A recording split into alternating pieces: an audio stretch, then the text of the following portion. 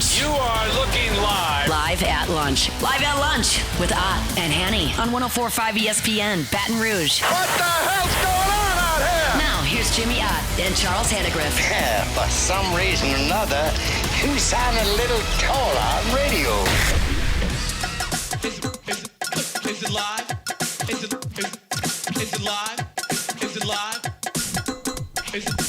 From Dozy Place on Government Street in Mid-City. Welcome to the Tuesday edition of Live at Lunch, 104.5 ESPN Baton Rouge. Charles Hannegriff along with Jimmy Ott.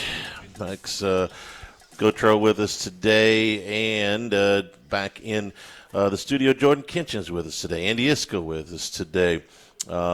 We got first class, second class, no class on with us today. We got picks for the NCAA tournament coming your way. So a lot to get to on a Seminara with us today. Got a lot to get to. Jimmy, good morning. Good morning, sir. You staying warm? Maybe this last little cold snap. But No, we sunshine. It could be predictable. It's all right. Yeah, it's we're okay. good. You know, but you still don't. Still pruning. You know, the tropical plants are not at risk. I mean, everything's fine. Everything's just good. out the way. This might make you all chilly in the old box, but this is fine. This is fine. You can prune without penalty.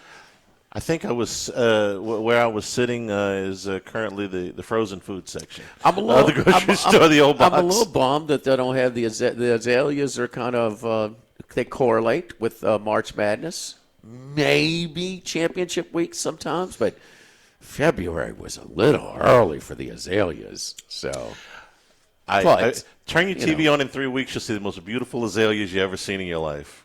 I like to open my window, see the damn azaleas. Well, Okay, that's my azaleas. I'm not a member of Augusta. I'd have to take the South Carolina head football job. That's why they got Holtz. That's why they got Spur. I'd have to win the ticket lottery to get in over at Augusta. That's Max's. That's Max's. That's his corner of the store. Stomping grounds. Yeah, he's an elitist. He's a regular over there at the. One day I'll at get Augusta there. National. I'm trying to think of any circumstances that could be a member at Augusta National. You know, win the real lottery or something like that. Give it up. To go play there, maybe. Yeah, go to an actual round. Just go walk the course. Scott's our guy. My cousin did go to that first round with Tiger. Had the lead. It was first? like 2 or 3 years ago. Oh, in 18, in 19. No, not what he wanted. He didn't even finish. Okay, but he had he had the lead on the first day. Or was maybe a few right holes up there in, in the leaderboard, and it was a lot, to say the least. He draws a crowd for sure. Yeah. First four starting tonight, the NCAA basketball tournament, 5:40. We'll find where True TV is on however you consume your sports. Maryland, Baltimore County, owners of the biggest upset in NCAA tournament history. First 16 never beat a 1. They play Howard tonight. That's at 5:40. But the game UMBC's pretty good. How much? I mean, that's 24-8. Not usually, the SWAC and the MEAC. That's a little tough for them to compete. But man, the odds tell you, hey, right on. Here we go. 2 pick'ems tonight. Yeah, Bruce kind of liked Howard in that tournament last week, and he did. He did. He said they've got a little that they were significantly better than everybody in that conference. Well, so is UMBC. Yeah. So well, fine. So give us a little basketball. The game we're really watching tonight is Texas and NC State. This is another coin flip game. What'd you call it, Jimmy? The they'll never coach again battle game. Yeah. Sean Miller and Will Wade. They'll never coach again ever. You guys. One guy's at Texas, one guy's at NC State. You guys that did the documentary. You think they're watching the game tonight? Maybe so. Maybe not. But the bigger question around here is will Wade and if NC State were to lose tonight, is there possibilities back at LSU? We've been on this story for, a month, 2 months, whatever it is, that there's some interest. Obviously, there's interest on the LSU side. There's interest on the other side. How much interest? you get some different opinions on that right now. If NC State were to lose tonight, I would think that we would have some kind of resolution of this rather quickly. Either LSU can make a move and get him, or LSU will decide to keep Matt McMahon. That's sort of been the holding pattern for, I don't know, several weeks now, is it was going to be one or the other. They're not going to conduct a full-fledged coaching search. If they can get Wade, they'll get him. If they can't, they won't. I don't think it's done, and I don't think it's dead. That's just my opinion. If it were, I'm with you on that. If it were dead, then LSU would have made an announcement similar to what Oklahoma did, what South Carolina did, what Pitt did, and made an announcement that their coach was coming back. Coaches that would have been fired under ordinary circumstances. Jeff Capel at Pitt has 6 losing seasons in 8 years at Pitt in the conference, has won less than 40% of his conference games. Porter Moser has been at Oklahoma for 5 years and does not have a winning record in the conference in any of those years, but went on a little bit of a run late this season, but didn't get in there in the CBC. Lamont Paris has been at South Carolina for 4 years, had one good year where they went 13-5, but overall his conference record is a winning percentage of He's got a longer deal, though, when he got that deal. So they got more to bite off than anybody that you mentioned. 319 is his winning percentage in conference play. I would submit to you that if this were 5 years ago, all 3 of these guys would have been fired. I don't know about South Carolina. That's a big old deal. They gave him a monster deal. They overreacted. Okay. I mean, just the end, but that guy had his deal redone much more recently than the others you bring it up. Okay, but for the same reason. And we're talking money, right? Money, money is so they've got more. So these are all fireable records. I don't put Penny Hardaway. I know a lot of people do. I don't put Penny Hardaway in that class. They had a terrible year. They were a lousy basketball team this year. I watched them a bunch of times. But this is the first really bad year he's had. He's won, even with the bad year that they had this year, 66% of his conference games. They won the league last year. Conference. It is a horrible. The conference has taken conference. A big hit. I'm not going to argue that. So at all. How many times have you been in a tournament? 3 of the last 4 years. So this is the only year? But no. I'm sorry. Okay, 3 of the last 5. 3 of the last 5 if you count this year. That's and the year before that they won the NIT. And he's 93-48 in league play over 8 years. That's not the SEC though. So you bringing up a lot. But you mentioned 3 other SEC situations. Well, I brought up two SEC SEC and an ACC. I get it, okay, but he goes back to 2018, 2019 when the American was a much better basketball conference. I don't think that.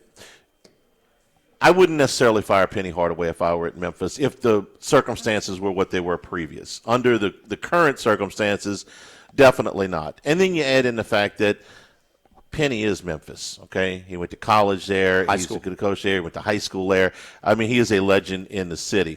I think Penny Hardaway has earned a – look, they were not good this year. I'm not going to sugarcoat that. You know what his budget is? I don't. No, that's what I'm saying. No, I don't. Like unless we know that. But I think he's got a little bit more political capital than the other guys. He does, but if he had, if he had Pope's, budget, Penny, well, we might have to make a change. If he hasn't, and that is a program that has had support. Yeah. So I mean, the old era, their budget was very competitive in the old days. That was their sport. So that they really could make an impact on a national level. If LSU were going to keep Matt McMahon, no questions asked, not going after anybody else, including Will Wade, my guess is that they would have said something already. Okay, the news is going to be very unpopular if they have to make that announcement, but you just soon get it over with if they were going to do that. The fact that they haven't done that, closing in on a week after the season came to an end, leads me to believe there's still something in the fire. If they've got something, if they're far down the road with Wade and they're just waiting for their season to end, well, then all you're waiting for is what happens with NC State. They could be waiting to see after the season ends, they got to go back to him and talk. Hey, Could go either way. And I kind of feel like that's where we're at. That's just my opinion, because not a lot of people are talking right this second. As we close in, we're 10 hours to Texas and NC State. I suspect that after NC State loses, we'll hear a lot more noise and we'll find out what the resolution to this is. But if LSU were going to go on a coaching search that did not include Will Wade, they would have fired Matt McMahon already, or should have fired Matt McMahon already. And if they're not, if they have to think about keeping him, well, you get what you're getting, which is radio silence. That's kind of where I'm at on this thing.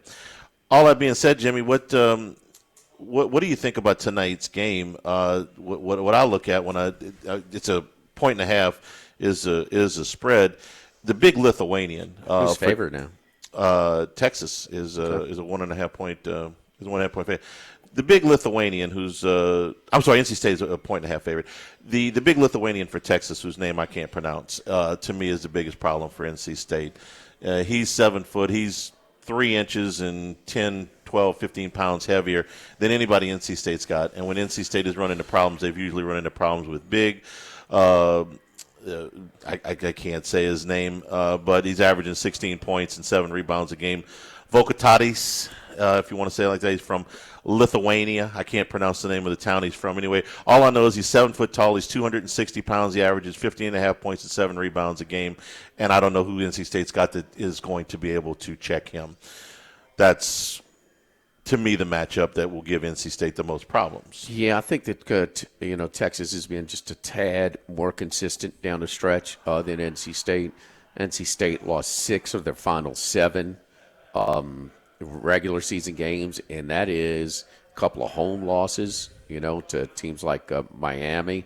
With Duke, they got it handed to them. But in Stanford, they beat Pitt and lost a competitive game against Virginia in the second round of the ACC tournament. But their only win was that emotional game where the place was going nuts, and they beat North Carolina without their top player, about 30-something. But they along with the SMU, and I don't think it's any mystery why the selection committee, although they kind of slid with a more competitive bubble, they may have been in trouble. But SMU and NC State have just been limping down the stretch, man. Really, really unimpressive, and kind of are in the tournament because of what they did, before March. And the last 10 is no longer a criteria for the selection committee. Although I think it's something has to. I mean, it's college basketball, and more than ever, your last 10 gives you an indication of what kind of team's going to the tournament, because you have such a turnover in personnel that it is a constant building developmental process within your team to create chemistry and congruency. And the last 10, I mean, what do you value more now more than ever? And so I think two teams really limping down the stretch. NC State can get hot. This is a team that has more firepower than maybe Will Wade's teams have had, but a little less grit and sort of toughness. That this is not like the McNeese teams where they would bully you. They're going to bully you. They're going to get the loose balls. They're going to pound the offensive glass, and they're going to defend the hell out of you and try and turn you over as well. McNeese State's still one of the top teams turning over people this year, but they're a little bit more finesse, a little bit more scoring type of.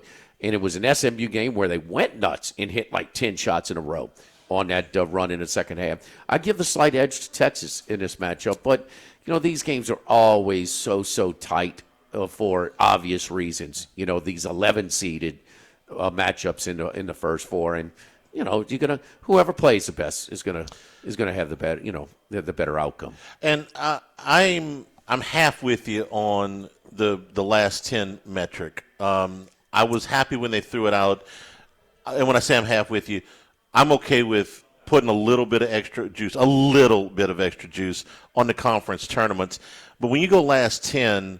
You're talking about 5, 6, 7 even conference games that you have no control over what the order you play them in. Okay, we don't have to qualify it, but your form entering the tournament, and that's a subjective thing. I think you can look at that. I don't want to look at the NET of the last 10 because what if you play, for instance, Texas played Oklahoma, South Carolina, LSU, and Ole Miss in their last 10, and they played Tennessee, Alabama, and Vanderbilt before the last 10. Well, they don't have any control over that. You got to play them all. That gets into the order that you're playing them in. That's taken into consideration. Yeah. Is the strength of your schedule coming down the stretch as well. Well, I never Oklahoma's liked the last team right 10. now. Who? You think Oklahoma's a better team right now? They've been so for Yes, the last they have 10 or played. 12 games. They have played won better. going into the SEC tournament. They had won like 4 or 5 by double digits and beat Texas on the road. And I think you can take that. I think you can take that into consideration without it being a hard metric. I'm right. That's what I'm saying. Yeah. Okay. But my goodness. I mean, it's college basketball. Let's not give them, it's college basketball on steroids as far as the turnover and personnel. Let's not give them any more reason to go with the recency bias. I want those games in November and December to count. Otherwise, they're going to stop scheduling. But how different? Who is the same as they were in November? Nobody. Zero. Nobody is, but those games have to count. Like I said yesterday about Auburn, okay? If you're sitting there and you're trying to make the schedule for Auburn next year and you go, man, do I really want to play all these games? Let me play less of these games because if I'd have taken 2 of those top teams and switched them out for MEAC schools, I'd be in the NCAA tournament right now. Well, I think the million-dollar question is they have to count more now. It's just a matter of how much more. That's fair. That's fair. I mean, we can, but nobody's the same. I want them to count too. Of course, you want them to count. But I think even more so than football. In football, we see it. We can go through some play. In 2003, that LSU Georgia game was a lot different than in December than it was in October. Nobody's the same at the end of the But basketball is so different. I mean, these guys are trying to figure out their rosters, man. Yeah, November and December is a long time ago. Yeah, we're live over here at Dozy Place. Got a private function in the Crown Town room. Man, you can doing a big, just kind of a luncheon over here. So we're available for that. SND, come on by and see us. We got to remind you though, for our lunch menu, we have menu items that are only available for lunch, 11 a.m. to 2 p.m. Monday through Friday, like the plate lunches, the catfish plate, the meatballs and spaghetti, chicken fried steak. The hamburger steak with either the hand-cut French fries or the mashed potatoes and gravy. So, and generous portions, to put it mildly. So, burgers, sandwiches, created whatever way you want possible, and come with those hand-cut fries that are just so fresh, so delicious, not real greasy. Man, they are awesome. I'll put them up against anybody's fries in town. Come on by and check us out for lunch over here at Dozy Place on Government Street in Mid-City. Live at Doe's, live at lunch, 104.5 ESPN Baton Rouge.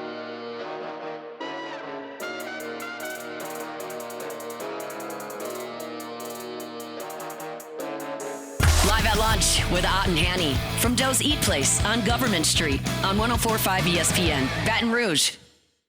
Remember, the show's available on demand, 1045ESPN.com, LouisianaSports.net. New Handycast on LSU Baseball is up right now on YouTube. It's brought to you by Supreme Rice in their 90th year of business, celebrating 90 years here in 2026. Supporting our Louisiana farmers, go to SupremeRice.com.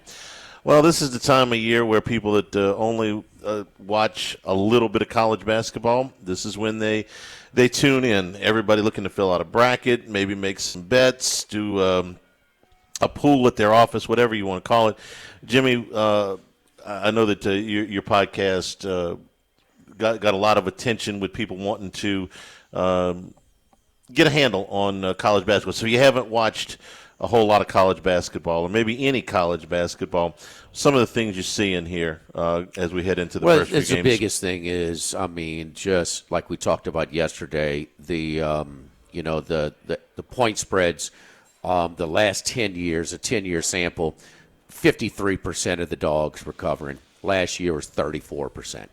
Okay, so that's a massive decline. 2025, we talked about 14 double-digit last year, 14 double-digit spreads. This year in the first round, it'll be 18 double-digit spreads. We talked about the average spread is up. All 1 to 4 seeds are double-digit favorites. First time ever. 1 to 4 seeds. 16 games. They're all double-digit seeds. Yes. Okay. Yes. All of them. All 5 12 matchups.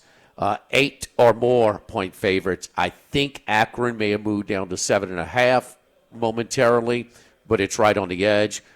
That would be the first time ever. You can take a prop for the first 12-5 has always been that magical number. Always a 12 beats a 5. Always beats a 12 beats a 5. You take 12 to beat a 5 this year, you get like plus 380. And last year we did 1 out of 4. Last year we did have a 12 beat a 5. Yeah, It was McNeese. McNeese, but that was the only double-digit seed that won in the first round. That's right. There were Arkansas. 4. There were 4. I just looked it up. Drake was an 11 seed. They were an underdog to Missouri. They won by 10. You mentioned McNeese State. You mentioned what was the other one you mentioned, Charlie? New Mexico, Colorado State, and Memphis. New Mexico was one. Colorado State was favored in that game. Colorado as a 10 State, seed. yeah. So. McNeese was the only 12 seed or higher. 12 seed or higher, yes. There There were 4 double digits. We've seen 12 seeds actually favored. Yeah. Yes. Yeah. Yes. And that's where the favored, cutoff line's been for the at-large. No, that's where your automatics. strongest. That's your strongest. Yeah. Your tournament. I'm sorry, your regular season champion in the mid-major that also won the tournament as well. Arkansas was a 10 seed as well. Beat Kansas as a 5-point dog. Yeah. So you had 4. So it's right around 5 per year that we got to. But we had a spike. 2024, you saw 9 underdogs win outright. 2023, you saw 10 underdogs win outright. 21 and 22, a combination of 14 teams. So it is going down considerably, but the point spread's really something. So even though some of these, all the 1 seeds are going to be favored by 30 or more. I mean, when we get the results of the play-in, those 2 as well, those are going to be 30 points. 4-13 matchups, average point spread 14.3 in these 4 games, highest ever. 3-14 matchups, 19.5 point spreads average, highest ever. 2-15 matchups, all spreads are 20 plus, not the first ever. Going to go back to 1986, 29 years ago. To get, 30 years ago now, Charlie. I'm losing those years just flying by. 1986 was 40 years ago, sir. I'm sorry. I want to stay younger, Charlie. Don't burst my bubbles. So anyway, 2-15, yes, 40 years ago to find the last time that all the 2s were favored by 20 or more points in this one. Now, this could be an overreaction. Yeah, that's my question. This is a 1-year sample size, but I watched the games and these weren't games that came down to a bucket at the end. These were games that, like, it's a 28-point spread. Duke's winning by 43. Something like that. Have they moved enough of these spreads high enough to where there is now revalue or new value that wasn't there last year on the underdogs? Oh, we will find out. I believe so, Charlie. That's kind of my take on this. I think 1-year sample size a little too small for this overreaction, which is clear. And, Jimmy, I think you made a great point as to why, the NIL era and why we could be seeing that shift. Well, but I do think we call it the NIL, but it is player budget. And we know, when they tried to give those that the salary cap with the collective, how's that working? Well, that's working fine. It's just that they take the money and they put it for somewhere else. No, but I mean, it's, okay, it's supposed to be 23, 24 million. Well, Kentucky's is using all that. They're not paying anybody else, in the whole campus. Well, their rev share is 20.5 the million. Rev share. Their NIL bills. I'm sorry, I called it collective bargaining. The rev share. Okay, we know it's just non-existent right now. Okay, they're trying to regroup. We know, but that's real. Miami, Ohio lost 4 of their 5 starters from last year. Troy won the regular season and the tournament last year. They lost 4 of their 5 starters. I mean, there's another team that Navy had 5 senior starters. This was their year to try and get in there and make a little. So it's not across the board, but damn it, we see it in every sport. The best players from the mid-majors are getting poached. So how are they supposed to? They got to find a D3 guy that's really good, a high school guy that hadn't been heavily recruited. It's hard. That's facts. That's not changing. So I know this.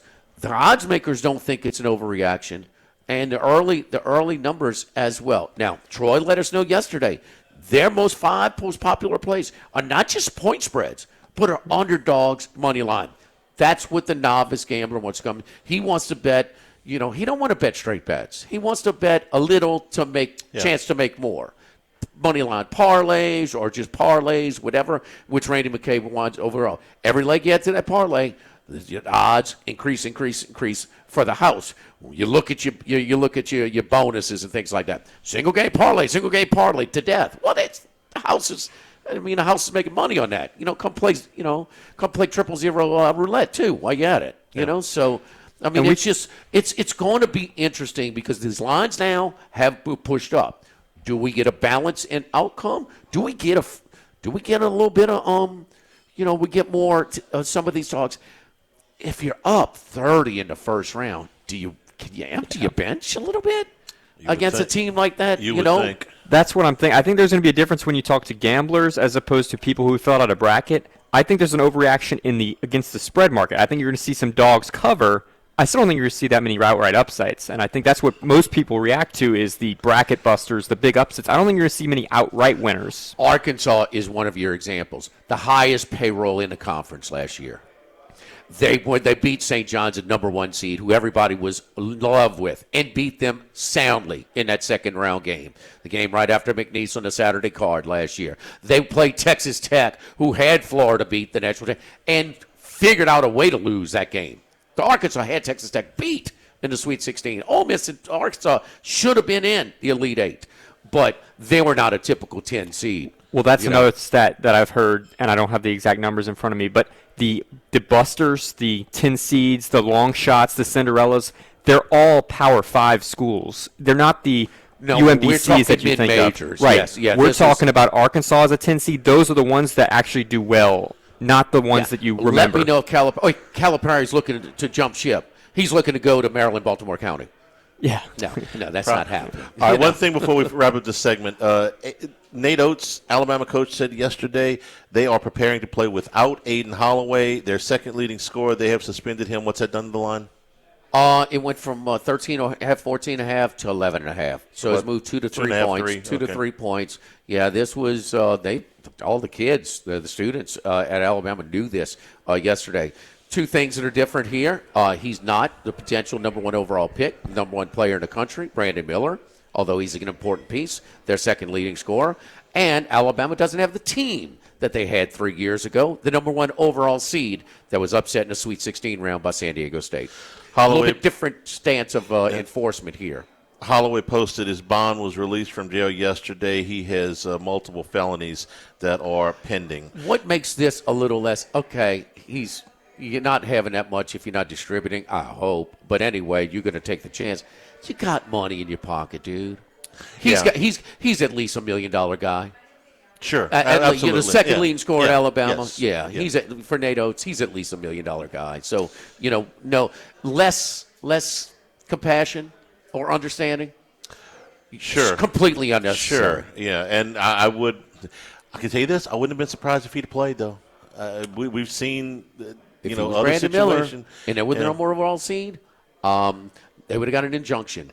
That little guy that's on game day now on Saturdays in the fall, he'd have found a way to play him as well. According to Oates last night, they're preparing to play without him. Don't forget our friends at Legacy Title, Chad Reynolds at Legacy Title with all of your real estate closings. Full-service title company servicing all of South Louisiana. Ashley Donald, Adrian Galata, Michael Platt, Mariana Haynes, Natalie and Bradford Smith. Buying, building, refinancing. Nobody chooses but you. Choose Chad Reynolds, Legacy Title, 296-0060. Live at Doe's, live at lunch, 104.5 ESPN Baton Rouge. Live at lunch with Ott and Hanny from Doe's Eat Place on Government Street on 104.5 ESPN Baton Rouge. Heading out to Las Vegas, deep in the desert, lives one man. One man of many sports bets. The one and only Andy Isco. All right, Andy, we're ready for March Madness, and everybody wants to know with the amount of favorites that covered in the first 2 days of the tournament, the first round, it was up considerably from 47% roughly over the last 10 years to 66% the last year. All of these numbers are historically high this year. Is it an over adjustment, an overreaction by the odds makers or just a sign of the times where the separation between the haves and have-nots in college basketball is more extreme than ever? I think it's a little bit of both. I think there is an overreaction, but I think a lot of it, and I listened to your last segment about the NIL and the transfer portal and what it meant. Now, that meant that last year, of course, was only the second time that all 4 number 1 seeds made it to the Final Four. However, you go back 2 years ago and you had a double-digit seed make it to the Final Four. And if you go back the last 4 or 5 years, you've had, certainly the last 7 or 8 years, you've had a number of double-digit seeds actually make it into the Final Four, including a couple. I think UCLA did it the year when they were in the play-in game as a number 11 seed. So I don't want to make any generalizations that this is going to continue. Now, on the other hand, if we see all 4 number 1 seeds make it to the Final Four this year, then I think it gives that argument a lot more validity. But otherwise, you can say, hey, it happened only once in the previous 39 tournaments, and last year it happened to be the second time, and we have a really good reason, and that's the NIL and the transfer portal and the change in players. But, again, I expect that, and we've seen the lines maker make an adjustment because they're attributing it basically to the NIL and transfer portal. And while that's a significant portion of it, there are still going to be some upsets, just not as many last year. I'll be interested this year because I don't think the field is as strong this year when you get to the at-large teams as you have in past years. But there's still going to be a lot of these small teams that are double digits that are in the tournament for a third and a fourth year in a row. Take a look at a team like High Point. Take a look at a team like McNeese. Take a look at a team like Akron.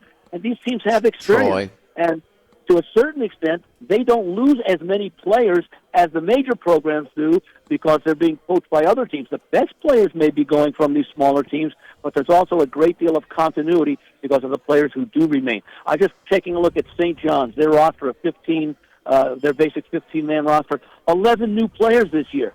And that's why they struggled in the month of November and December. They had 4 starters return, 4 players from last year returning. Only one of them is a starter this year. 3 of the other starters are newcomers, good transfers. So I think to answer your question, there has been an overreaction, I think more so by the lines makers taking that into consideration, and yet a lot of people are going to suggest that, especially those who don't follow college basketball, that they're not going to feel uncomfortable laying those big numbers. But I would, in fact, and I don't know if they can do this, but have a proposition.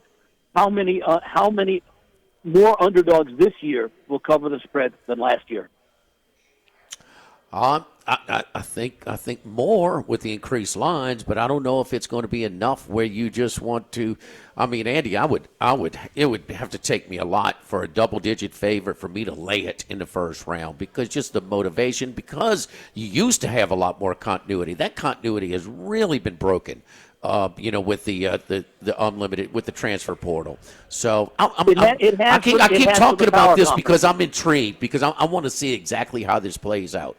I mean, there was some coverage about some big numbers last year, and it wasn't close. It wasn't close. So that's the thing that we'll see about it. I think the house got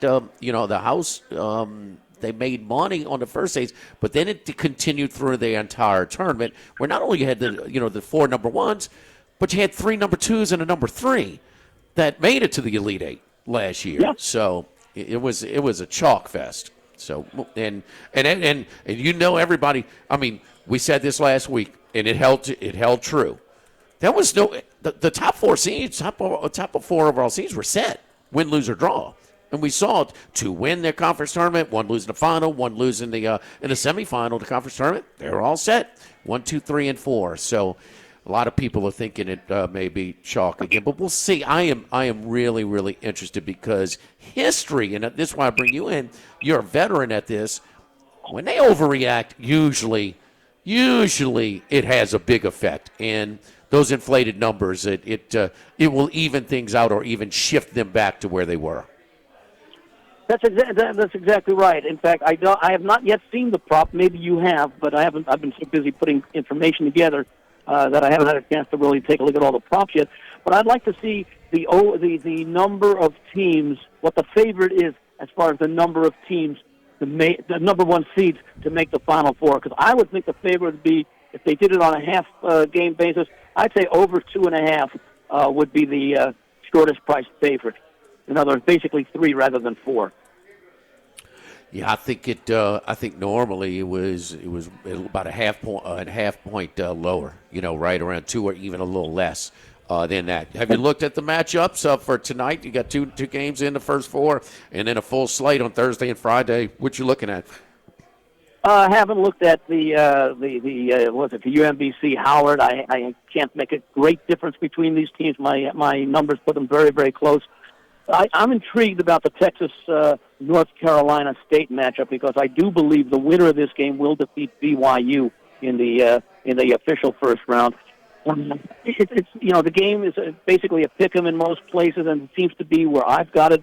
You've got the better pedigree, I think, with Texas because of the athletes, the SEC conference, and North Carolina State, who's played well. Both teams have really struggled down the stretch.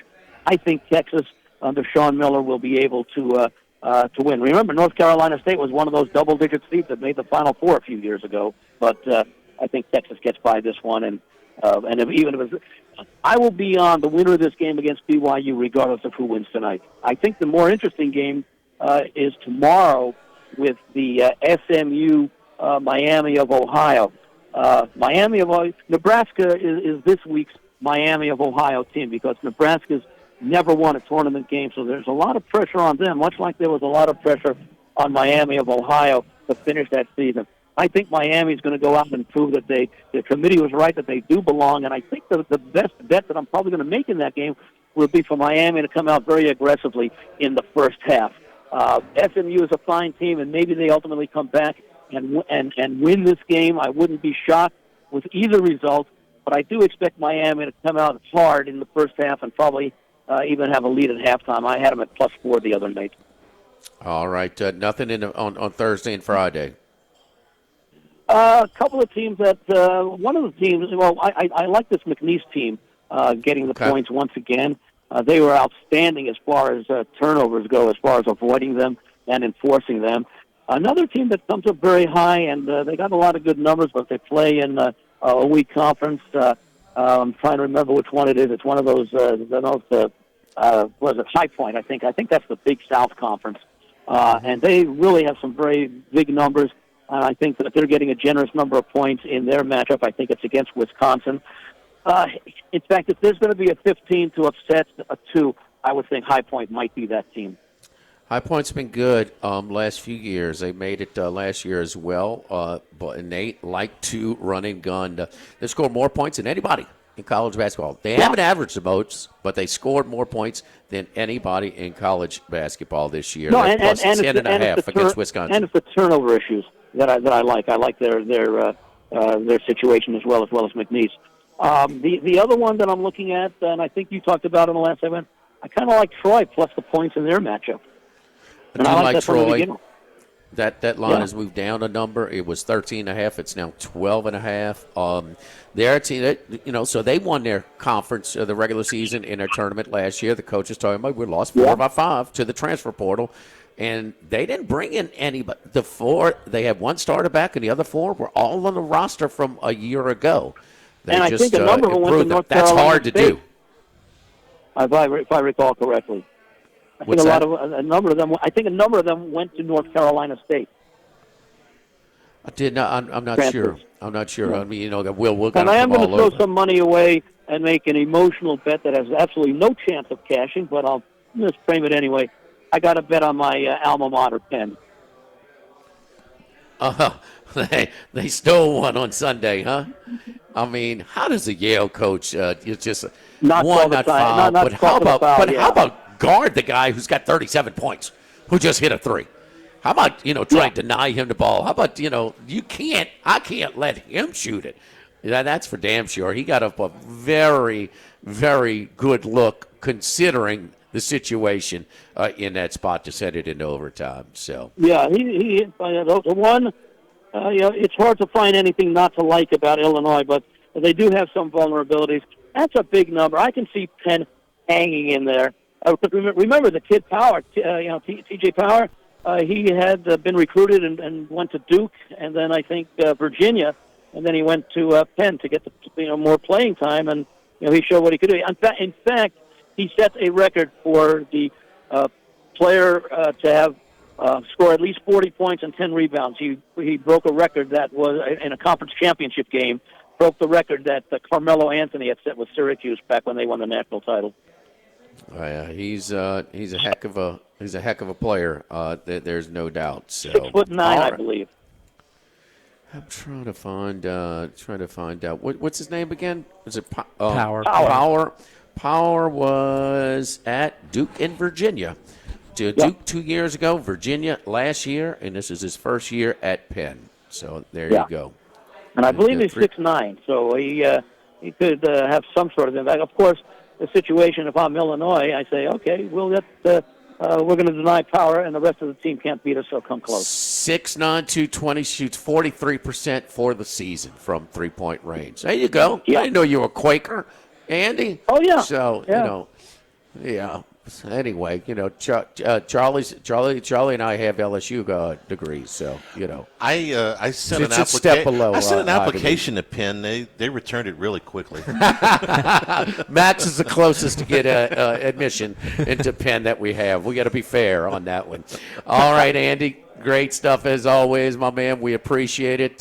So good luck to you, and send us any picks that you have throughout the week. During the course of the show. I will text you some of the ones that I like the best. Yeah, thank you, buddy. Good luck to you this week, Andy. You too, guys. Enjoy it, and let's win a lot.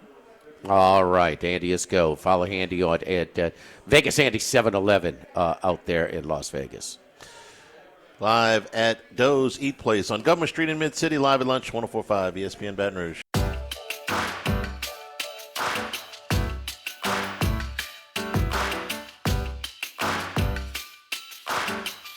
Live at lunch with Ott and Hanny from Doe's Eat Place on Government Street on 104.5 ESPN Baton Rouge.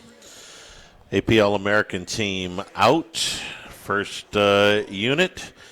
Some guys that we absolutely knew were going to be there. Cameron Boozer from Duke. How many on the first team? 5. Okay. 5. You want to take a guess? Acuff. Yep. DeBonsa. Yep. I got to ask, did Peterson make it? He did not. Okay. These are voters. These are media guys, huh? Yeah. There you go. Yeah. Okay. Not necessarily GMs, but okay, that's understandable. He didn't make the second team either. I can see it. I can see it.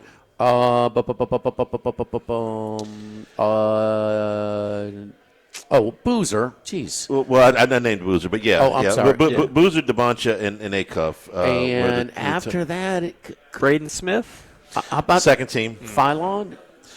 No. Okay. He was on. Ament?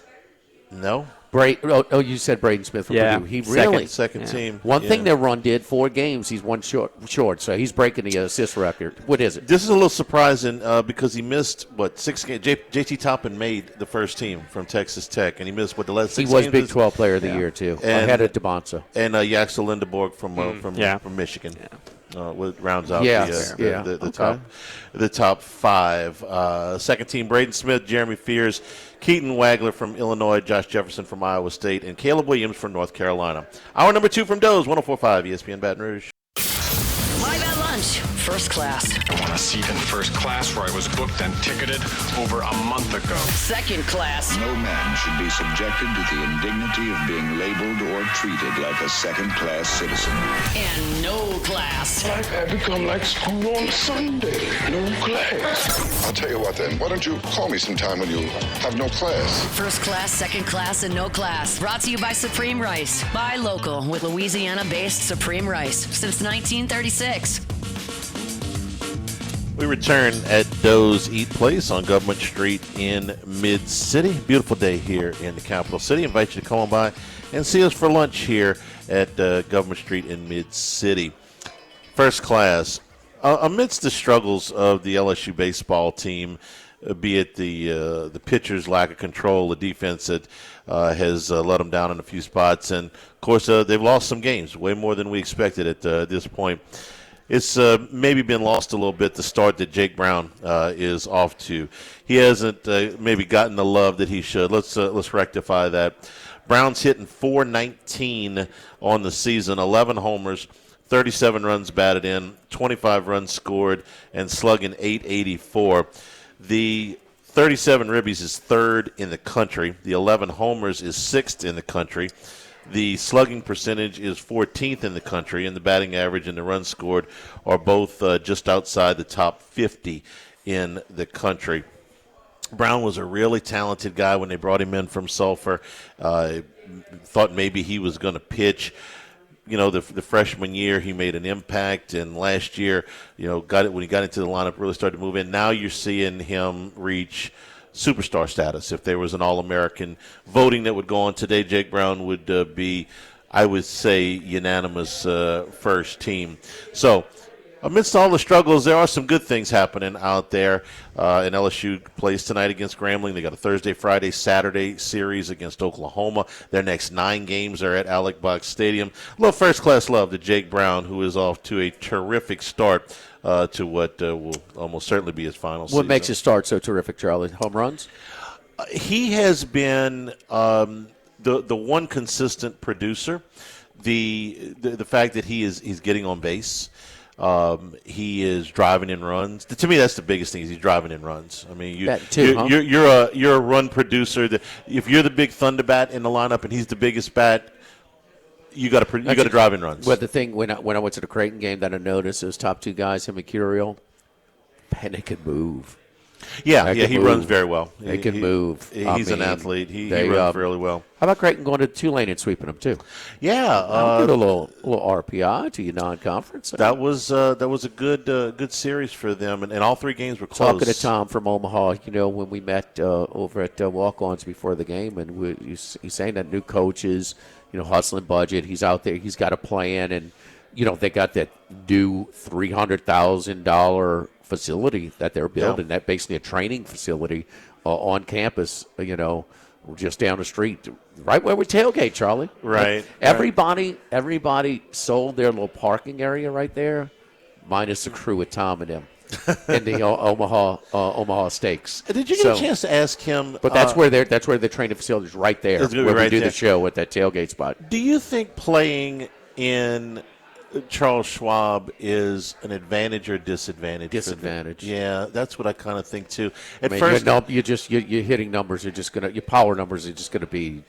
Well, that absolutely. You know. But the other part I was thinking of, Creighton used to draw. We knew the guys that ran Creighton in the athletic department. We knew the guys that ran promotions. They used to draw in that little on-campus facility, which seated about 3,000, maybe 2,500. That's more than enough for them. It was full. It had some life to it.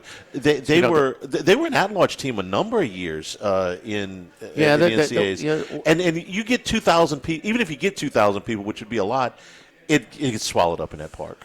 But I think they're just being in Omaha with that, and they bring in people for the event as far as recruits and things like that. So that is they bring basketball recruits in for the College World Series to entertain them. Really? Yeah, absolutely. I mean, that's their that's the kind of when things are happening. That's interesting. Yeah. Play to your strengths. So no, Tom and I were having a conversation, and so he was telling me all about that. But no, they're a little bit more committed to it. Just being where they hold the College World Series gets a little extra attention for some of the people. So it can work both ways. And they may feel that playing in Charles Schwab is an advantage. I'm sure they spin it that way. That's for sure. But I could see, being working both ways for them. So, look, Charlie, and I watch because I'm usually an under guy for the Big Ten tournament because they always play at Charles Schwab, former TD Ameritrade. And that's at the end of the year, conference tournament. Think how hot it is in Hoover usually. They got people bundled up. Oh, we were watching. They got people bundled up, man. Yeah. So good for them. Second class. Well, here's you're good with a chance to be great. I'll give you 3 in the NCAA tournament. Just we're watching, okay? NC State. I think we covered this in the open, but obviously very interested in whether they win or not tonight, whether they make any kind of run, and what effect that has, if any, on LSU. Is Will Wade back to LSU a real thing, or is that not going to work out? So we're watching NC State. Watching Miami of Ohio. The the one real it seems like every year there's this team should have got in, this team should have got in, and the talking heads are screaming. We didn't get a whole lot of that this year, but the one team that everybody was focused on was Miami of Ohio. You win every game in the regular season, you lose in your conference tournament should you get in. They did, so now they've got an opportunity. And against is it fair to say SMU's fading? SMU and NC State have been the same team for 3 weeks. Yeah, so 3 or 4 weeks. They got a real shot tomorrow night. And look, those teams on a normal year are probably out, but they are credited. They are given in for what they did earlier in the year than what they are now, and that is, to me, that's the bubble is so damn soft. So, but a normal year, those teams are probably out. And is Miami of Ohio fading a little bit? Because it seems like for the last 2 weeks, when everybody started, just not that good. Okay, so because everybody started to notice, they're still undefeated. Not the people that follow college basketball every day, but the people that, it's March, I need to pay attention to college basketball. 2-point win at Western Michigan, 2-point win against Toledo, 2-point win of them against Ohio. I'm just talking about the last 2 weeks. Go back further than most of them ran in the last 2 weeks. And then they finally lose a close game to UMass in the thing. Or you don't think they're fake, you just don't think that's just what they are. I think they've been very fortunate. Those games could have easily been. I mean, one of them, I think, against Buffalo about a month and a half ago, they needed like a 30-footer to send it in overtime. So, I mean, they were just on the right side. A little clutch and a lot of the coach. The coach is a real a-hole, though. I mean, he is just not the typical Cinderella, warm and fuzzy guy. He is a jerk, man. Well, America's going to get introduced tomorrow night. Well, guess what? They're going to have a home court.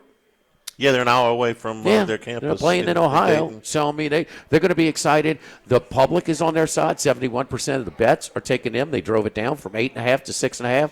I just don't know. They're playing a fading team at SMU. Yeah. The other team we're watching is the LSU women, and they got, I thought, the seed that they had deserved. They are a number 2 seed, and they will play their first 2 games at home, which we knew. They weren't going to be a number 1 seed if they didn't win the tournament. They dropped, that one game to Kentucky early hurt them a little bit as far as a 1 seed. 2 seed is where they're supposed to be. They avoid both of the SEC number 1 seeds, and they avoid UConn. That's as good as you can ask for. Now, that does give you 31-1 UCLA as the number 1 seed. But this is a team that, in the right situation, in the postseason before 2 years ago, they did when UCLA had the dominant center whose name I can't remember. Betts, that's right, Lauren She's Betts. Still there. Lauren Betts. It's on a commercial. The guy's flirting with her, but the mom's behind her. They're capable of putting an enormous amount of points on the board. They get hot. They can do some damage. They're not the best team out there. We saw them play South Carolina. We saw them play Texas. They're close. They could get hot, though. They have an opportunity to. They'll get there. Think they'll cover? First game? You're saying they're going to get to the. No, do you think they'll cover the first game? 49.5? 51.5. 51.5. I'm sorry. I mean, what are we doing? That's bad. 51.5. My goodness. But I think they got a shot. I don't know what to. They got a shot to get to the Final Four. I think they got a good shot. The odds are against it, but they would be an underdog to UCLA. They will be an underdog to UCLA when they play. But maybe somebody can beat UCLA. That's a possibility. Let's see who's the 4th seed up there. The 4th seed is Minnesota. No, Minnesota's not going to beat them. They're going to need a little help. Little help. Probably have to beat them themselves. No class. We got this story last week, and sometimes we try to do lighthearted stuff with this, but this one was too much to ignore. James Pierce, the rookie for the Falcons last year, Tennessee player, has been hit with 4 criminal charges against Rakia Jackson, who is a star in the WNBA. Man, this story, I'm just going to give you I'm not going to go through the entire thing. It would take too long. But suffice to say, he has been harassing her for months. We're talking about 9 different 911 calls. Blocked his number. He was told repeatedly to stay away from her residence. He kept going there. And then this was in February. He got arrested for this last week. Rakia Jackson realizes she's being followed, and it's him. She stops at a red light. He gets out. He walks towards her door. She decides she's going to drive to the Doral Police Department. What happened between the red light and the police department is nothing short of horrifying. He started to take his SUV and ram her SUV from the back and from the side. She makes it to the police station, okay? She is, screaming for help. The cops come out, okay? Put him at gunpoint. This guy gets out of the vehicle. Cops put him at gunpoint, telling him to get on the ground. You're being arrested. Not only does he not do that, he gets back in the vehicle, tries to ram the cop. They chase him down, and he runs off the road. Then he's got to flee on foot. The cops catch him and finally arrest him. This is one of the scariest things you've ever seen. If you are out of your mind enough to stalk somebody, ram their vehicle, ram a cop, flee at gunpoint from police, you're about as disturbed an individual as there is going right now. And then they released him on $20,000 bond. Okay. I don't quite get it. To me, that's a little bit more severe. If you've basically, and she has said, he is going to kill me. She has said that. She said it to the cops. She said it to the media. She said it to the 911. He is going to kill me. Man, look, I like I said, I know we try to keep the segment a little bit lighthearted, but man, that's among the most horrifying things I've seen, and we've seen some athletes behaving badly before, but this one takes the cake. Yeah, a lot of these athletes going bad stories run together. The details of this one are a little bit more disturbing than most. Yeah, I would say so. First class, second class, no class, brought to you by Supreme Rice. We are celebrating our 90th year in business with Supreme Rice here in 2026, supporting our Louisiana farmers through the Climate Smart program, reducing methane emissions, promoting water conservation, and having a delicious product with the various flavors of rice. You like the pawball the best, a staple on Monday nights. Yeah, it's the best, man. I had the red beans yesterday with little poke chops, so you talk about really good. I mean, it's a long grain rice, firm. When you boil it and sort of you rinse your rice off, because I like to rinse it off with cold water to extra firm it, as much as possible, and kind of rinse off some of that residue. Some people say, you keep that, whatever. Sometimes it do so. It doesn't have as much of that sort of residue as a normal long grain rice. I mean, it's it's a firm, it's a long grain rice. It's really, really good. That's you see why a lot of restaurants use that pawball rice, because it reminds me of the rice, high grade of rice that you get in a lot of the restaurants. Pick it up wherever you buy rice, at Walmart, at Rouse's, at all of your AG food stores. For more information, great recipes, go to supremerice.com. Live at Doe's, live at lunch, 104.5 ESPN Baton Rouge.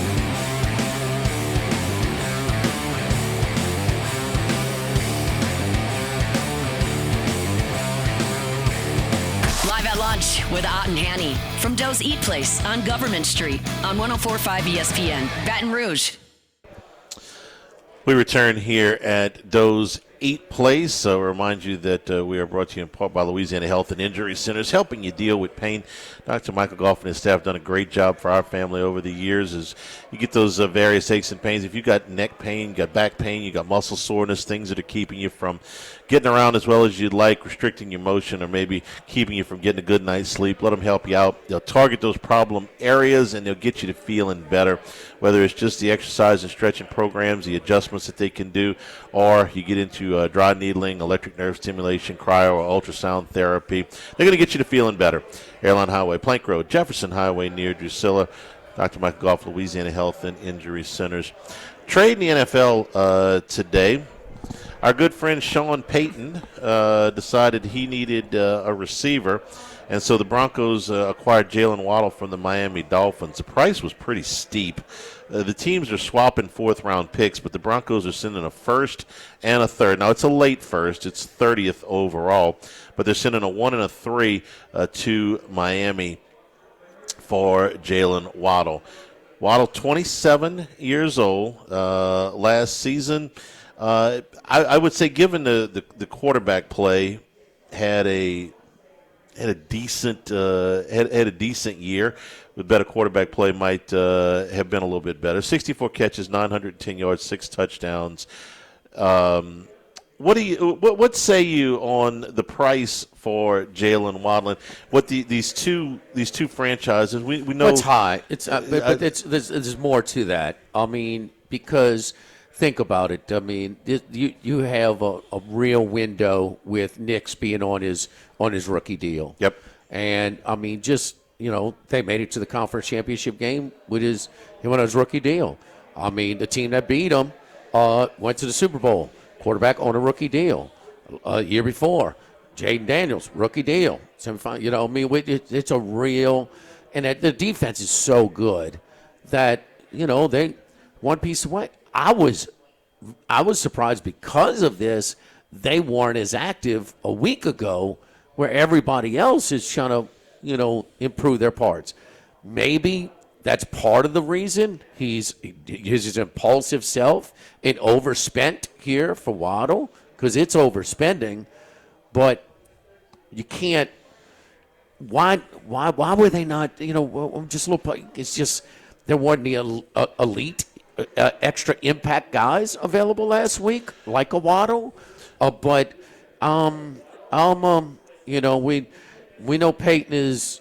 This is an overspend on him, but we know how he is, his track record is. But also, Charlie, man, they got to try and strike while the iron's hot, because is he going to, do we see him improving and be an elite quarterback? We probably don't, huh? But he's adequate enough right there. They were in it this past year and probably would have won it had Nix been healthy. And Cortland Sutton is a good receiver, but I don't know that he's necessarily a number one receiver. He was for them, but they kind of did it with the ensemble.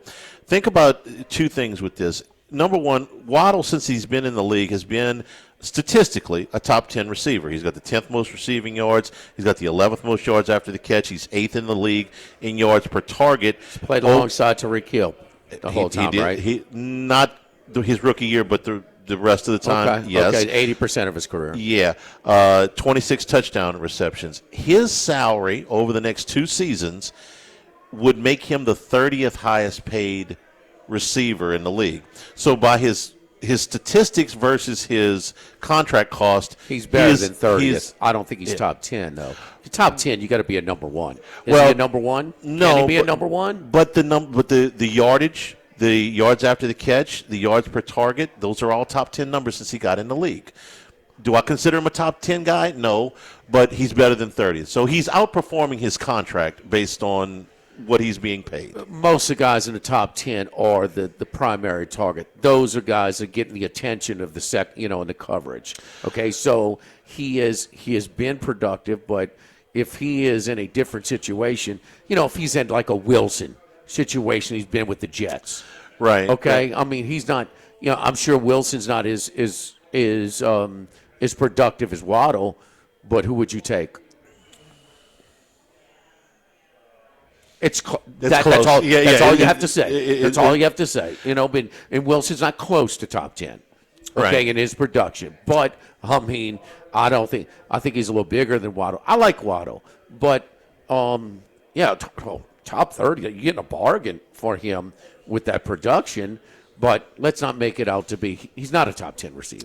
No, I don't think of him as a top 10 receiver either. Well, let's put it this way, in which you could have gone out and paid in free agency. And the Colts ended up holding on to this guy, but Alex Pierce, okay, signed for $28.5 million a year. Okay, now his yards per catch was at the very top of the league, but that's what it would have cost you in free agency to get that. So You think he's that good? Pierce? It was low volume and it was high impact plays. The yards per catch was big, and their quarterbacking was, after Jones went out, was not exactly the best. It's an interesting trade to me for Denver. It's an aggressive move. You paid a little bit of draft capital, but you're saving. Oh, I think a lot of draft capital. 1, 3, that's a ton of draft. That's a ton of draft capital. 1, 3, and a 4, 1, 3, and a 5.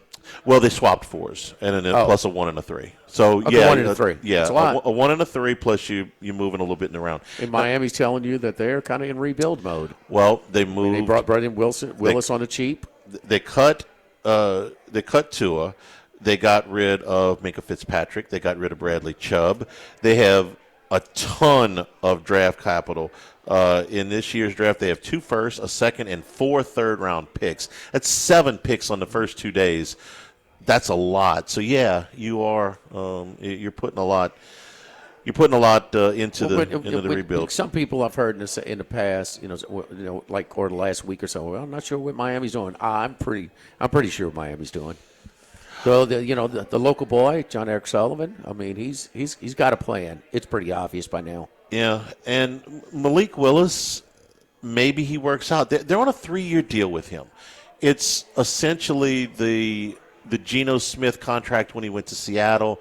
It was the Sam Darnold contract when he went to Seattle, plus a little bit. It's not the overpay that you have to. It's 3 years at just under $30 million a piece. I think that the most interesting thing I read on him was that they're just not running your standard offense when he's in the game. They're doing a lot of rollouts. They're doing a lot of stuff you can do on short term. They're doing a lot. I mean, just a lot of little screen, just kind of almost gimmicking stuff to where get you competitive. But man, if you got to do it for 12 straight games, the opposing defense is going to cheat on his limitations. Fair enough. The Dolphins aren't going anywhere this year, so he's on a cheat. That's right. I mean, you heard some of the figures people were throwing around with him. If he does really well, they can re-sign him. If he doesn't do really well, they can get out of this deal without being sabotaged. But he can. They can be competitive. I mean, they're probably not a playoff team with all the other moves that they're making. I mean, not this year. Maybe next year, which if they hit on some of these. But it's clear what they're doing. They're taking anything that's got any type of immediacy as far as guys, kind of deep into their career. Fitzpatrick, Chubb, some others.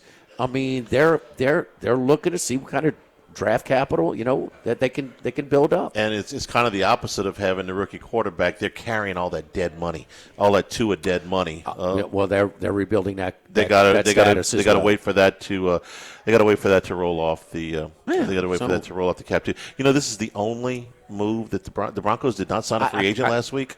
Not a one. Not a one. They were the only team in the league to not sign a single free agent. Be. I mean, this is the most needy position for them.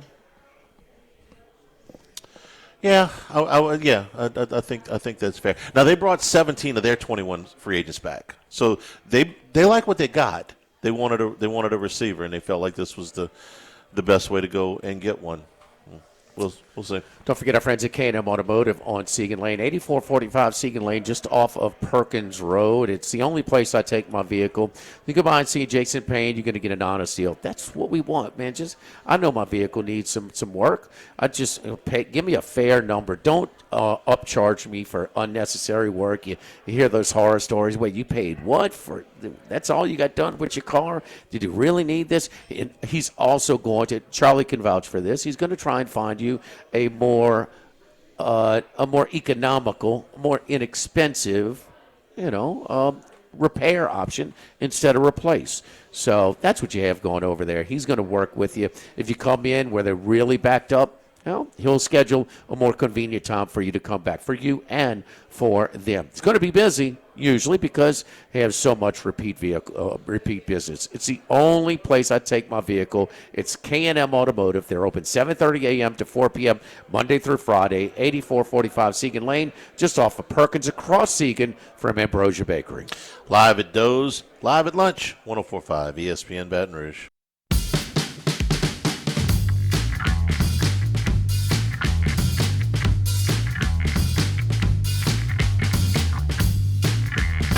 Lunch with Ott and Hanny from Doe's Eat Place on Government Street on 104.5 ESPN, Baton Rouge. All right, let's bring in Ace Seminarics, veteran handicapper from the New York area. And we're ready for March Madness. Got a couple of play-in games today. First four today and tomorrow, and then first full round on Thursday, and then again on Friday. We'll have Ace back on Friday as well at this time at 12:30 Central Time. Ace, how you doing, buddy? Oh, absolutely giddy about this time of the year, Jimmy. Just, again, I use the same phrase, but really like a kid in a candy store right now. I mean, you can't ask for a better time of the year. This next 3 weeks is absolutely the best time of the sports schedule. So, yeah, let's get into it. Before we do, Jimmy, I'm offering everybody out there, all your listeners, an opportunity to get involved on my free picks. All right, these are tournament games going on here. NIT, you've got teams at home, but otherwise you've got teams playing in neutral sites. Some teams we'll talk about that have a kind of a home crowd advantage and a home site advantage, but certainly the lines are going to be affected because of that. So don't try to figure these out on your own. I'm offering a free text service. Just text the word free picks to 631-805-6165. You'll receive my top daily rated free picks every single day. Again, that's 631-805-6165. Just text the word free picks. No hassles, no obligations. You're on board. You're getting my top-rated free picks every single morning as I'm crunching these numbers before you even have to think about looking at the games. Let's get into it, Jimmy. Big matchup tonight, right? NC State and Texas. Got that other game there, Howard and Maryland, Baltimore County. I mean, not much of a game to look at as far as, anybody that's going to pay attention to those teams, other than that Maryland, Baltimore County obviously pulled off that huge upset many years ago and knocked off Virginia as a 16 seed. So maybe people are going to remember them. But that next game here, rematch of a game played out in Maui back in the Maui Classic back in November. 102-97, Texas pulled it out. No defense played in that game whatsoever. They were going up and down. But then again, that was kind of a similar situation as the conference tournaments. They had played 3 consecutive days in a row, both of those teams. That's not the case here now, right? It's do or die in Dayton tonight. It's either win or go home. You win, you move over to Portland to play BYU in the next game. In that matchup in Maui, Texas drained 16 three-pointers. Are they going to drain 16 three-pointers tonight? Probably not. NC State certainly did not finish up very strong. Lost a tough game to Virginia in Thursday in the ACC tournament, beat Pitt the day before, but they lost 6 out of their last 7 games. Certainly not finishing up the season strong. I do like their backcourt. I do like Copeland. I like the fact that the guy can fill it up whenever he needs. Texas obviously going to counter with their high-scoring backcourt as well. What I don't like about Texas is their defense. They literally don't play any defense. Number 333 in the country on three-point shooting defense, and NC State shoots the ball very, very well. In that matchup, again, do or die. Give me Coach Wade, guy you guys know of very well down there. He used to coach LSU before they ran him out of town. Then he went to McNeese State and he headed for greener pastures with the Wolfpack. Give me the Wolfpack on the money line to get this one done over a really poor defensive Texas team. All right, let's move on to the one for tomorrow night. In America's new darling, Miami, Ohio, their undefeated season. They finished off in grand fashion, breaking that 14-year losing streak in Athens, Ohio, against Ohio U. And then they lost a 10-point lead late in the quarterfinal round in the MAC tournament against against UMass, of course. Frank Martin, former South Carolina coach that brought them to their only Final Four. Playing SMU, they're on the slide entering into this one. Wondering if they would be in the tournament if the bubble wasn't so soft. This line has moved to 6.5. Miami, Ohio, playing in their home state about an hour away in Dayton, Ohio. Yeah, and as you mentioned, Jimmy, about the bubble. Softest bubble I can remember. I mean, really, who's going to, bitch and moan today about not getting in? Please don't tell me about Auburn with 16 losses. You finished 17 and 16. You shouldn't be in anything other than the NIT, and they're lucky to even get a number 1 seed there tonight. SMU, just really, again, the way they finished down the stretch, kind of a bubble team. But Miami, Ohio, dancing through the raindrops really the last couple of games until they finally did lose a game there in the tournament against UMass. So they were playing a lot of tight games back and forth all year long, especially the last 4 or 5. As you mentioned, an hour from their campus. This is going to be predominantly a home team for Coach Travis Steele and the Red Hawks. All right, they light it up. Number one team in the country in scoring 94 points a game. Number one team in field goal percentage at 52 points a game. And they did look tired down the stretch at the end of the year. I think that was just all the pressure of finishing undefeated. Would they finish undefeated? They got it done during the regular season, couldn't get it done in their tournament. I expect this to be one of those games where there's going to be runs by both teams. SMU could pound it down low to their big 7-2 man.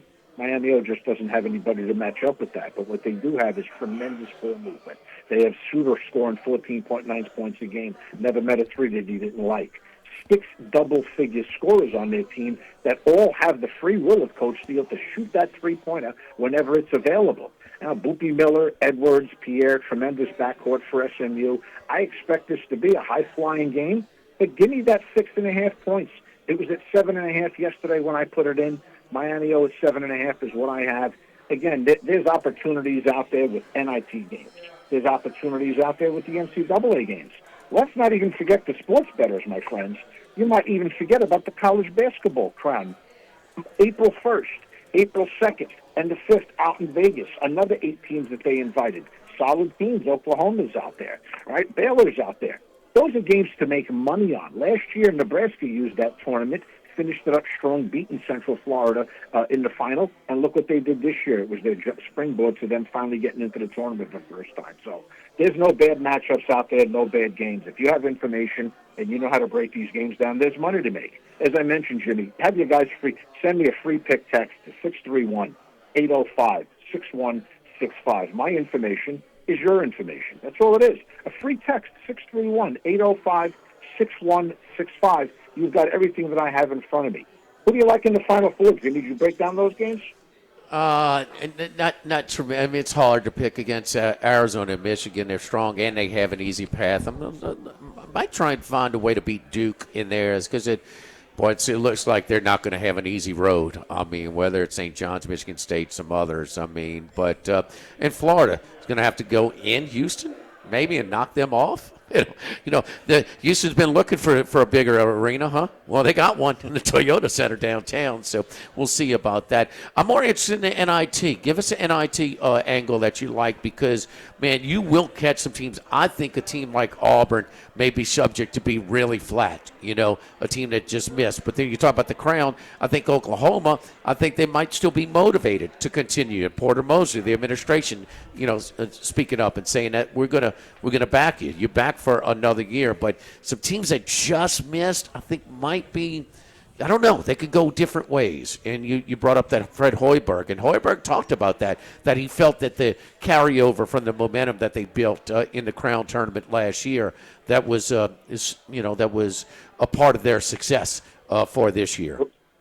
Yeah, Jimmy, let's not forget what they give you there for that college basketball crown. It's not just a big, huge, shiny trophy.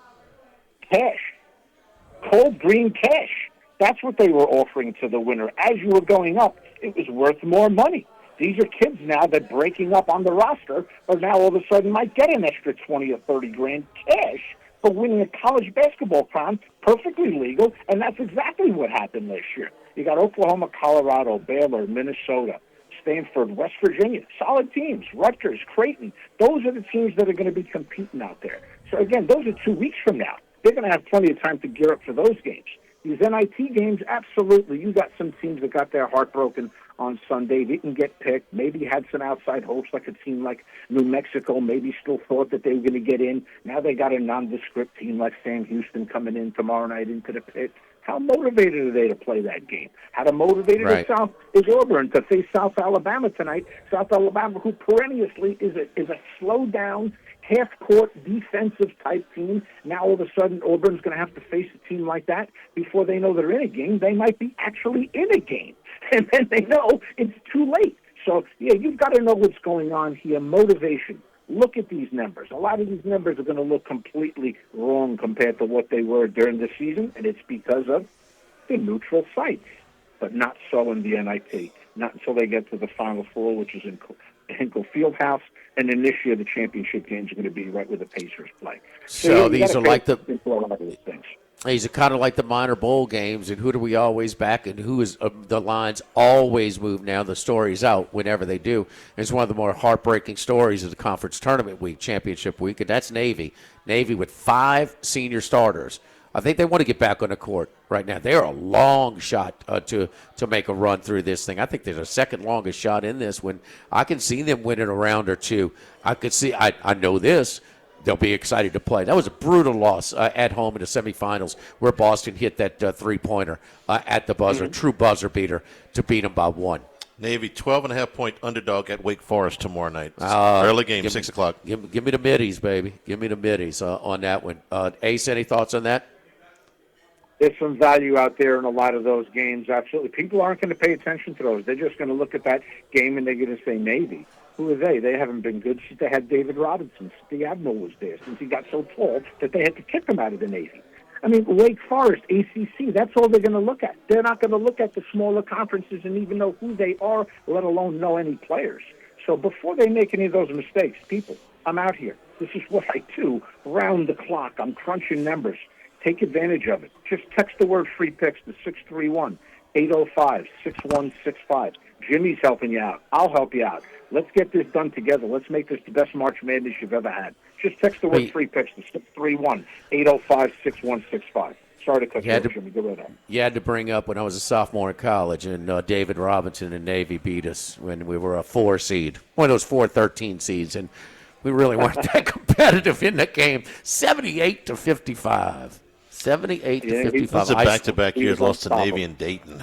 Yes. You're losing it. The SEC champions lost to Dayton. Yes, all right. Ace, man, look, yes, and so this is a time, a lot of people wondering, just text free picks. Just text free picks and, establish a relationship with Ace, and he will take it from there and kind of, just kind of hold your hand a little bit through this whole process, which we call March Madness. So give them that text number one more time, Ace. 631-805-6165. No hassles, just free picks. 631-805-6165. Let's make some money. Good luck to you, Ace. We will talk to you on Friday. Best of luck to you too, Jimmy.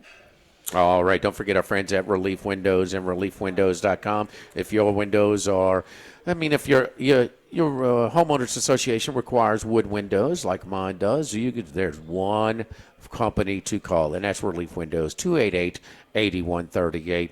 The Relief Windows and their wood windows, they last for a long time. Man, just the last few weeks with this weather back and forth, the humidity, the rain, the algae.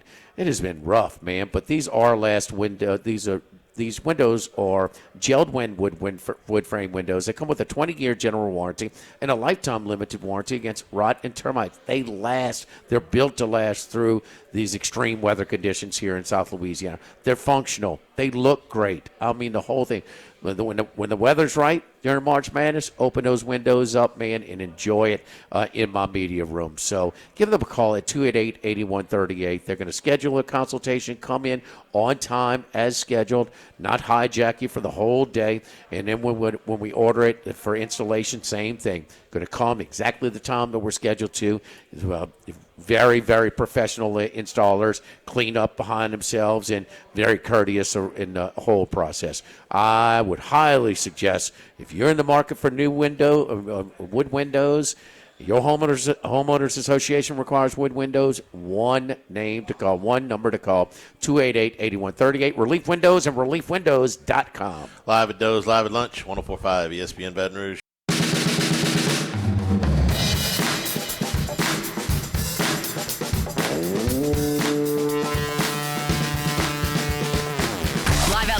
With Ott and Hanny from Doe's Eat Place on Government Street on 104.5 ESPN, Baton Rouge. This news is getting worse for Alabama's Aiden Holloway. What did we say yesterday that he had it was a pound of marijuana? Yeah. Okay. Or over a pound. Yeah, well, it's up to, they've searched everywhere now. And now they got him for 2.1 pounds of marijuana. They went and searched his apartment. They found marijuana in a backpack, a jacket pocket, a suitcase in the entertainment center, in a vacuum-sealed bag, cash, and packaging materials. They found it in a box in a drawer in the spare bedroom. So 2.1 pounds of marijuana. Cash, too. And cash, yeah. And here's the thing. In the state of Alabama, if you have any amount of that marijuana above 2.2 pounds, then it's a drug trafficking charge. So this just keeps getting worse and worse. He's still under by 1/10 of a pound of marijuana, but they are, I don't know if they're still looking or not. The amount keeps going up for Holloway. NATO says that they are preparing to play without him on Holmes Friday pretty much afternoon. ruled him out for the entire tournament. Yeah. For him to do they that. They moved the line and everything else. So his felonies, maximum sentence, 10 years in jail, $15,000 fine. Coach, they found another 1/10 of a pound of hooch here. He's really going to be in a bind. Not that he's not in a bind already. Anyway, Alabama will play Hofstra on Friday afternoon.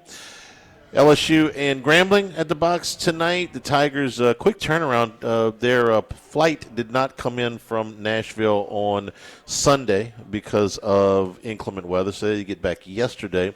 Game tonight, and then they turn around and play on Thursday. They play Grambling tonight at the box. And, of course, the first four gets underway starting at 5:40. Again, go watch or go find True TV wherever you consume your media. That's the first game. And then Texas and NC State watching very closely. 8:15 also on True TV tonight. NC State, a 1.5-point favorite against Texas, and we'll see what that does with Will Wade. I want to thank the folks here at Doe's Eat Place for being our host today, as we're here every other Tuesday. Had a big party in the Crown Town Room today, which of course you can book for your special events. Great lunches. Of course, everybody knows about Doe's Steaks, but a terrific lunch menu as well, including the hamburger steak, the fresh-cut fries, the criminally underrated meatball po' boy here at Doe's Eat Place. Scott and the guys do a great job. Don't forget the tamales, sneaky little extra that you can get here at lunch on Government Street at Mid-City. For Max, for Jimmy, Jordan back in the studio. I'm Charles Henniger saying thank you and good afternoon. Stay tuned for Hunt Palmer on 104.5 ESPN Baton Rouge.